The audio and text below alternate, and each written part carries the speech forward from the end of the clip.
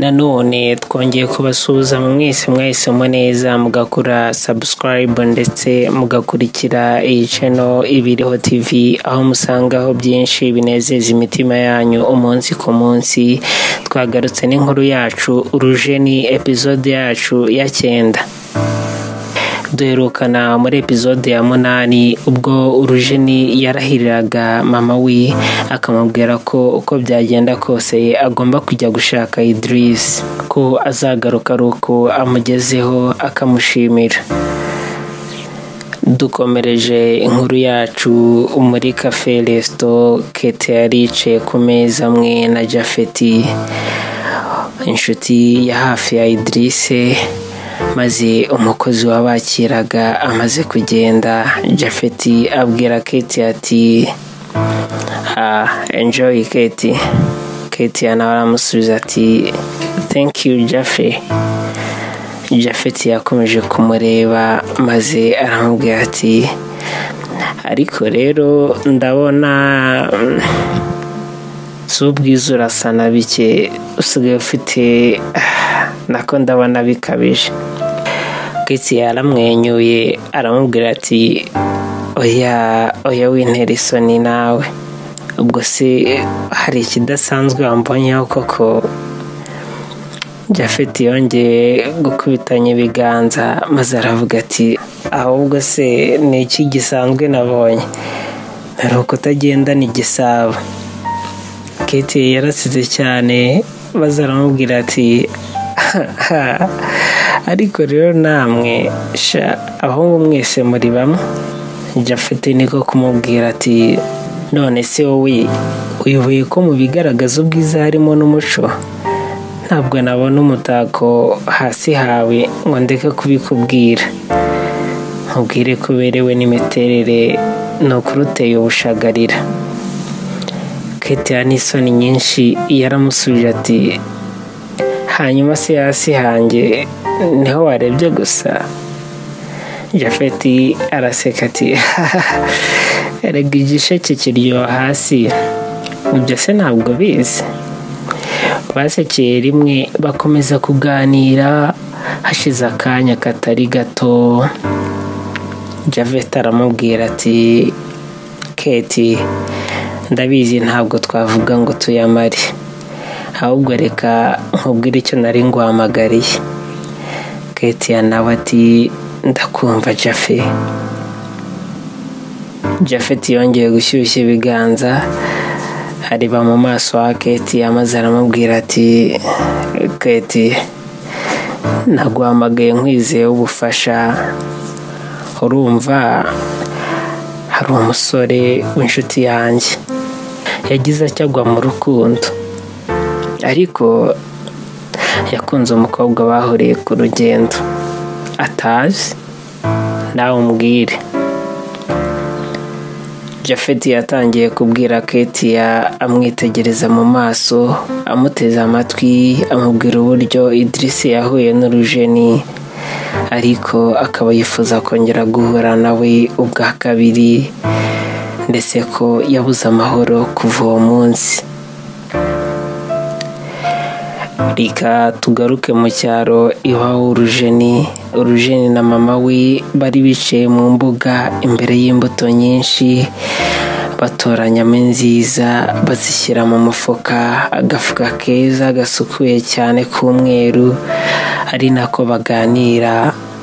Mama wamubwira ati Uruje, ubu koko warahiye?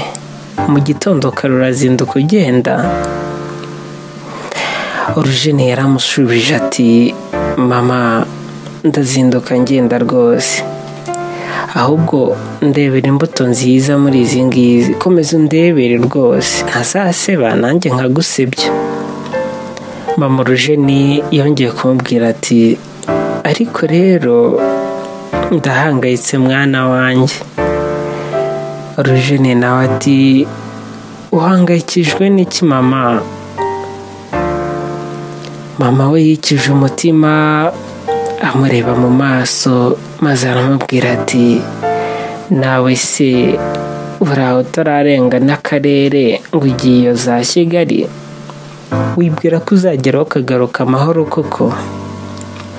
Urujeni yarasetse ati mama humura, nzagenda kandi nzagaruka amahoro. Wa mukobwa Mariza uhora uzangaha azajya kuntegera imodoka. Buriya wateze imodoka uhita ugera i Kigali, nta kindi. Mama Urujeni yongeye kumubwira ati hanyuma se nugerayo uzamenya ujya hehe? Erega Kigali ni amahanga.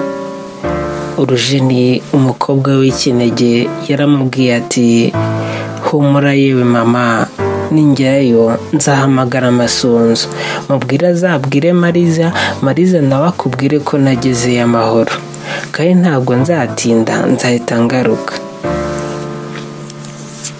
Mama we yongeye kureka ibyo yari arimo byo guturanya imbuto, aramwitegereza maze aramubaza ati none se uzaharara hehe ko numva uteganya kuzaza nyuma?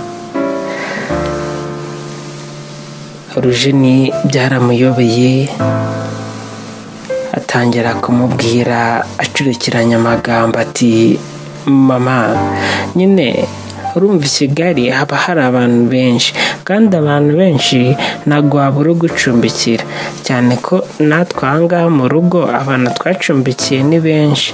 Nanjye rero ntabwo nzabura uncumbikira nkazagaruka. Erega urugendo mama, nawe iby'urugendo urabizi. Nyuma y'umwanya muto bacecetse, mama Urujeni yaramubwiye ati ntacyo mwana wanjye, ubwo wahisemo kugenda ntabwo nagutangira, cyane ko amahirwe mfite yo kuba mvugana nawe nyakesha uriya muhungu. Wabona utanteturuye se mwana wa? Rero nugerayo uzitonde, utazabona ibyiruka ngo ubyiruke inyuma. Uzamunshimire ko yankuye mu rupfu akanshyira ubumuntu, uti Imana izakwiture. Urujeni yarebye mama we, mufata ikiganza cy'iburyo maze aramubwira ati yego mama, nzamukubwira rwose.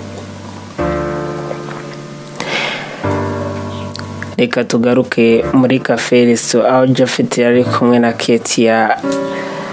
Yari amaze kumubwira ubufasha mukeneyeho bw'inshuti ye Idris ngo wenda yakongera kubona Urujeni.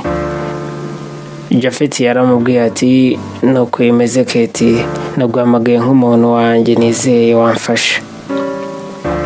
Ndabizi wamfasha mu buryo ubwo ari bwo bwose, cyane ko wakoreye muri biriya bice aho Idris yabonye uriya mukobwa.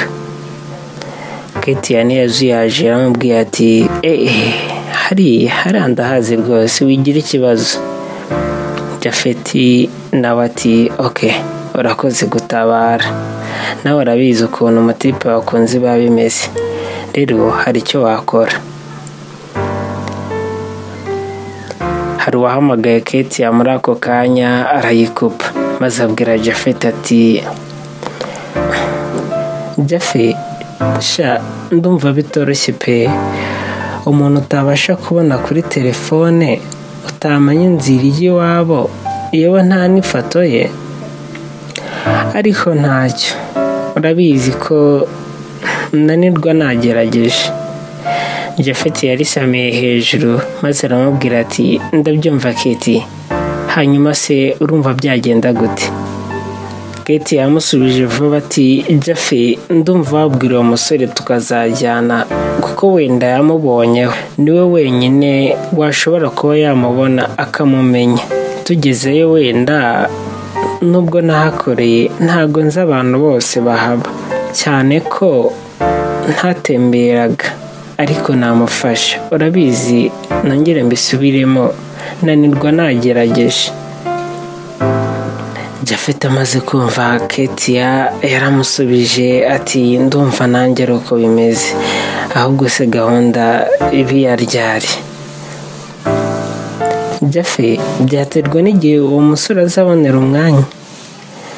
Japhet yongeye gufata fone, yongera ayishyira hasi, maze aramubwira ati nungutse inama, umwanya kuri Idris wikwirirwa ugiraho ikibazo kuri we n'aka kanya rwose mwagenda.